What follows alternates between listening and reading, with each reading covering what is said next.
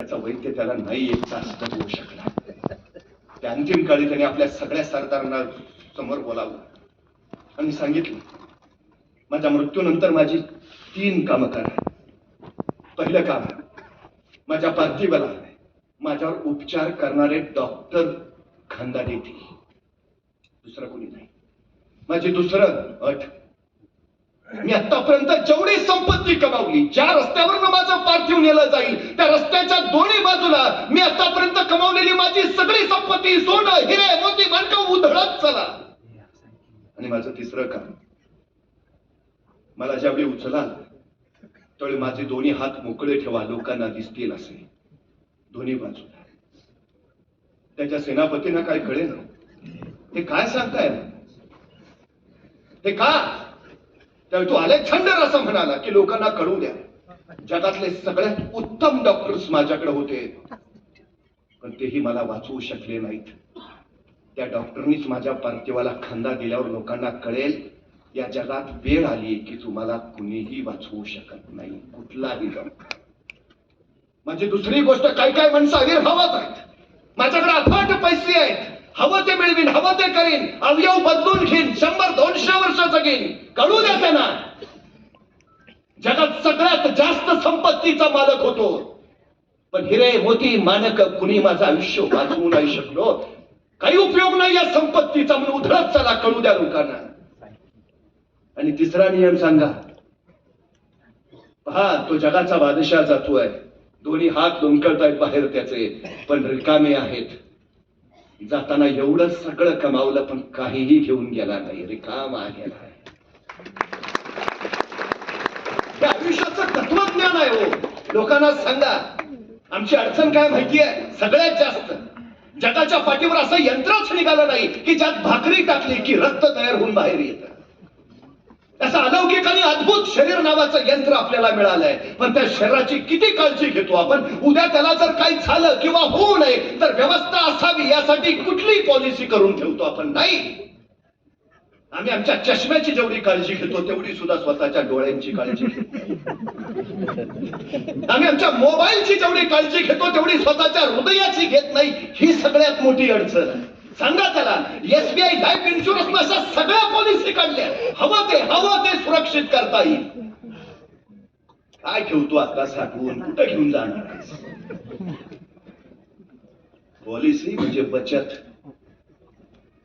आणि कमावण्याचा उत्तम पर्याय म्हणजे बचत करणे.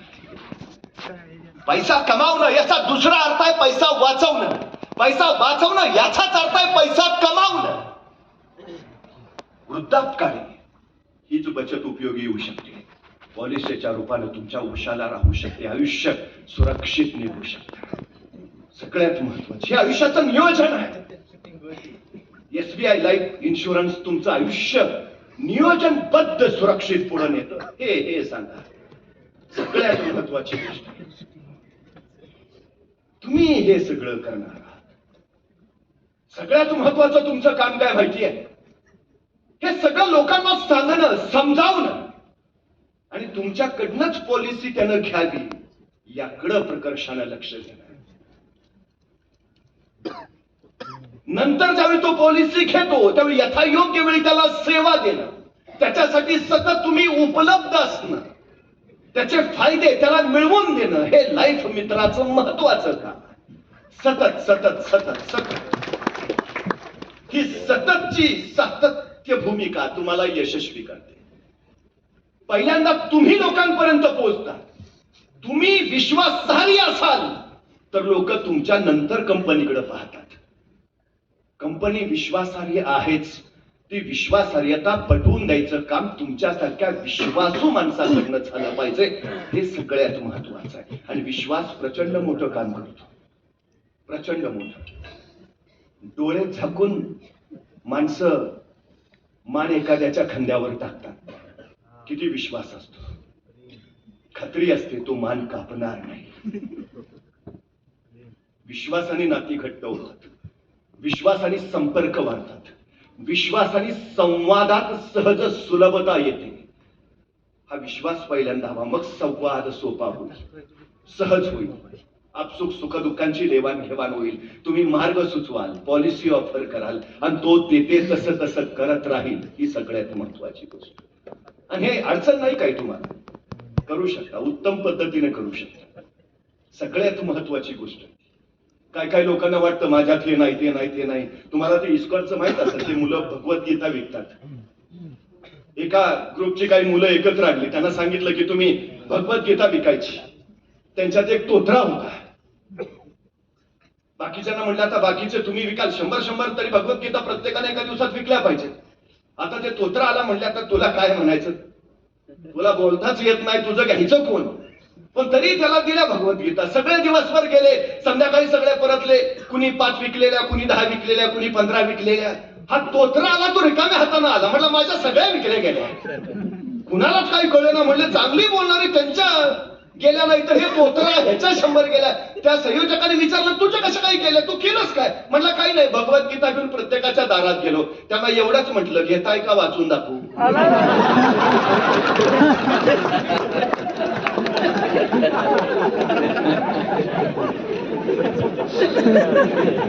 ते म्हणले नको, वाचू नको, आम्ही वाचतो.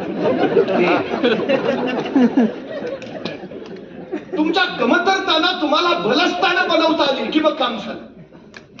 सगळ्यात महत्वाची गोष्ट आहे. तुमच्यात काही कमी नाहीच आहे, पण तरी जर वाटत असेल तर एकच बलस्थान बनवा. सचिन तेंडुलकरची उंची कमी आहे. सचिन तेंडुलकर ज्यावेळी क्रिकेटमध्ये आले त्यावेळी वेस्ट इंडिजची प्रचंड मोठी धुरासारखी 6.5 फूट उंचीचे गोलंदाज होते. अनेक लोकांना वाटतं रे हा कसा टिकेल, 6.5 फूट उंचीवरनं ज्यावेळी चेंडू येईल कसं होईल. पण सचिन तेंडुलकरनं कमी उंचीचाच वापर केला आणि त्या अफाट उंचीच्या गोलंदाजांना धूळ चाकली. कमी उंचीच्या कमतरतेचा बलस्थानामध्ये वापर केला. तुमच्यात काय आहे याचा तुम्हाला बलस्थानात रूपांतर करून वापर करता यायला हवा. सगळ्यात महत्वाची गोष्ट आहे. परवा आमच्या एका मित्रानं प्रमोशनच नाकारलं. म्हटलं का रे. नाही, मग इंग्रजी बोलायला लागतो. काय अडचण, भीती कशाची आहे. इंग्रजी. आम्ही कशाची ना कशाची सतत भीती घेऊन जातो. एक मंदिर होत, मोठं देवस्थान. अनेक देशोदेशीचे लोक तिथं दर्शनाला यायचे. त्या मंदिरात अनेक लोक कामं करायला होती. त्यातच एक जण होता ज्याचं काम होतं मंदिरातली घंटा वाजवायची. एकदा त्या मंदिराचे ट्रस्टी बदलले, नवीन ट्रस्टी आले आणि नवीन ट्रस्टीने फरमान काढला आपल्या मंदिरामध्ये देशोदेशीचे भक्त येतात, त्यामुळे मंदिरात काम करणाऱ्या प्रत्येकाला इंग्रजी आलंच पाहिजे. ज्याला इंग्रजी येईल तोच काम करेल. आता घंटा वाजवणारा हा 55 वर्षाचा. त्यांनी विचारलं साहेब मला घंटा कुठे इंग्रजीतनं वाजवायची, नाही आलं तर चालतंय की. ते म्हणले नाही, शिकावं लागेल. 55व्या वर्षी इंग्रजी शिकायला सुरुवात केली. आता त्या वयात तेवढं ते साधलं नाहीच. शेवटी ट्रस्टीने नियम कडक केलेले, इंग्रजी येत असेल तरच नोकरी, नाही येत म्हणल्यावर त्याला सरळ नोकरीवरनं काढून टाकलं. आता 55व्या वर्षी तो नोकरी सुटल्यामुळे रस्त्यावर आला. दुसरं साधनच नाही, करायचं काय, आता जगायचं कसं. मग त्यांनी शांतपणे विचार केला की म्हणला मंदिरात देशोदेशीचे भक्त भाविक येतात, पण इथं आल्यावर कुणाला चहा प्यावासा वाटला तर इथं एकही चहाचं दुकान किंवा टपरी नाही. पोटा पाण्यासाठी याला काहीतरी करायचं होतंच. त्यांनी मंदिराच्या प्रांगणातच एक छोटं चहाचं टपरं टाकलं. अत्यंत उत्तम चहा द्यायचा, अत्यंत चविष्ट स्वादिष्ट. माणसं बघता बघता चहा प्यायला यायलाच लागली. दर्शन घ्यायचं म्हणजे चहा प्यायचा, जणू काही ठरवून गेलं. 6 महिन्यात छोट्या टपरीचं मोठं चहाचं हॉटेल झालं. बघता बघता वर्षात तिने आणखी 2-3 मजली हॉटेल केलं. 3 वर्षामध्ये त्याची 3 स्टार हॉटेल झाली. 5 वर्षात तो 3 5 स्टार हॉटेलचा मालक झाला.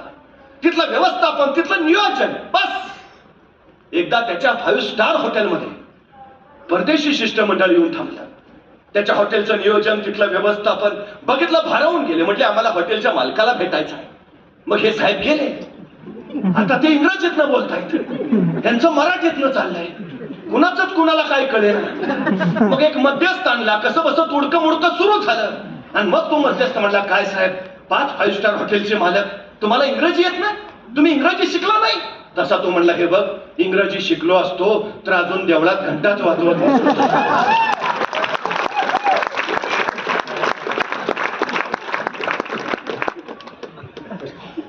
तुमची कमतरता बलस्थान झालं पाहिजे.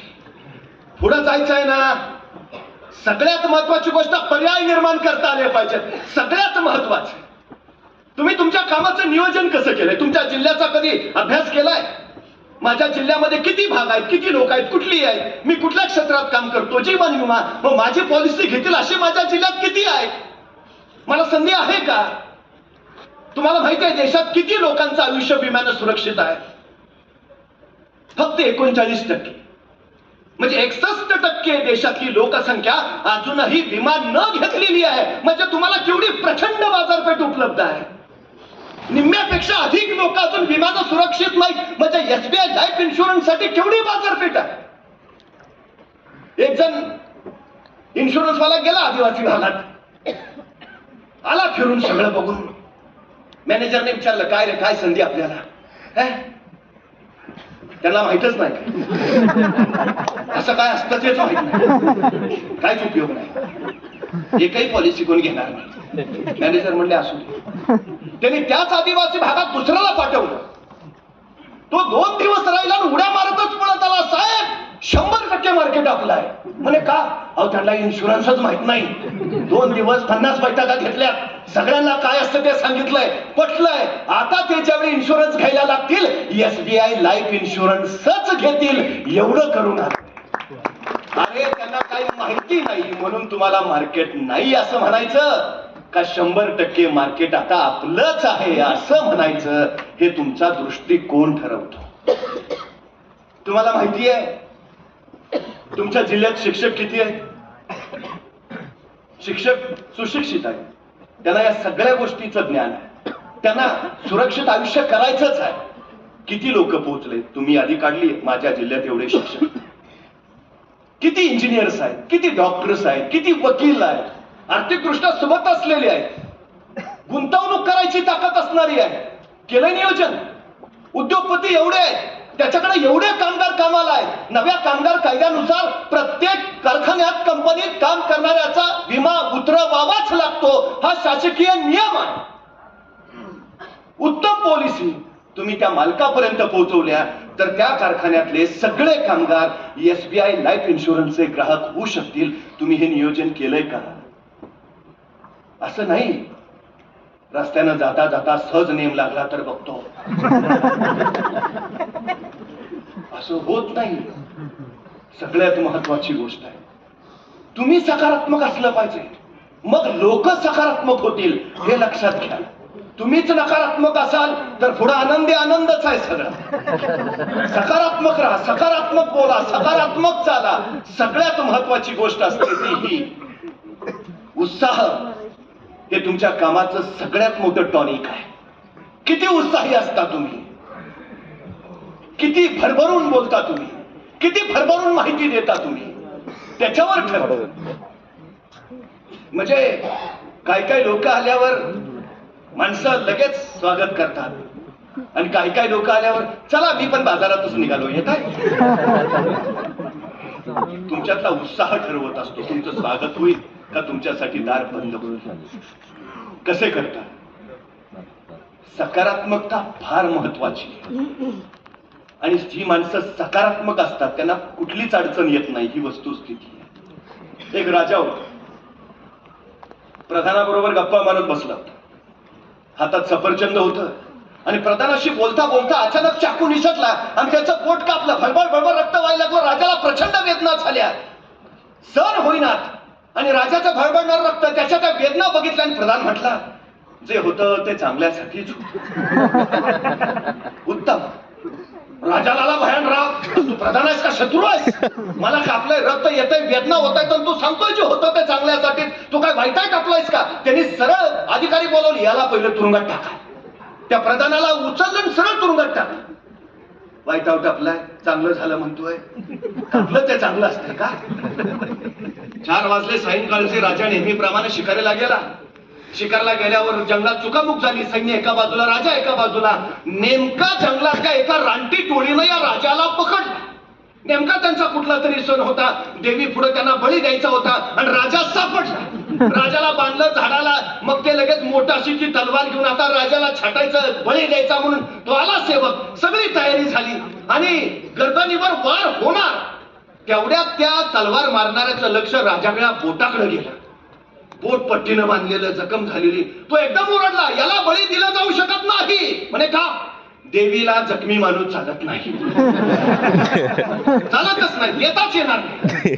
मग त्यांच्या प्रमुखाने सांगितलं, उपयोग नाही तर सोडून द्या. राजाला सोडला. मग राजाला प्रधानाचं बोलणं आठवलं. जे होतं ते चांगलं बरं झालं कापलं बोट टाकलं. नसतं कापलं तर डाव घोषितच होतं. राजवाड्यात पोहोचला. पहिलं म्हणलं प्रधानाला सोडा. प्रधानाला सोडवा, बाहेर आणा. बस चूक झाली माझी. प्रधान म्हणतोय तेच खरं. आणलं प्रधानाला सोडून. प्रधान राजाच्या पुढे उपस्थित झाला. म्हणला, जी महाराज, प्रधानजी माफ करा. तुम्ही म्हणताय तेच खरं. मी तुम्हाला तुरुंगात टाकलं, वाईट झालं. चूक झाली माझी, मला माफ करा. प्रधान मला, नाही नाही महाराज, जे होतं ते चांगल्यासाठीच होतं. अहो म्हणजे तुरुंगात जाणं काय चांगलं आहे का? महाराज विचार करा.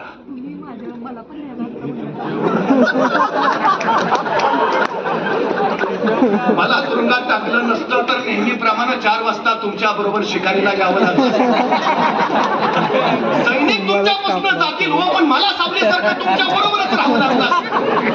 रानटी टोळीनं तुमच्या बरोबर मलाही पकडलं असतं. तुम्हाला जखम झाली म्हणून तुम्हाला सोडून दिलं असतं, पण माझा डाव घोषित.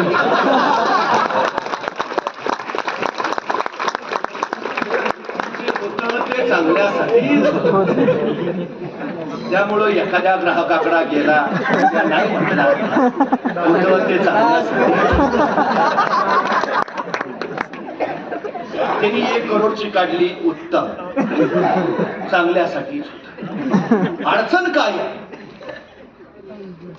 नकारात्मक विचार करायला तेवढीच ऊर्जा खर्च होते आणि सकारात्मक ऊर्जा करायला तेवढीच ऊर्जा खर्च होते. पण नकारात्मक मन निराशेचं माहेर बनतं आणि एकदा निराशा उरात भरली की चिंतेचं दालन होतं आणि चिंता आली की मग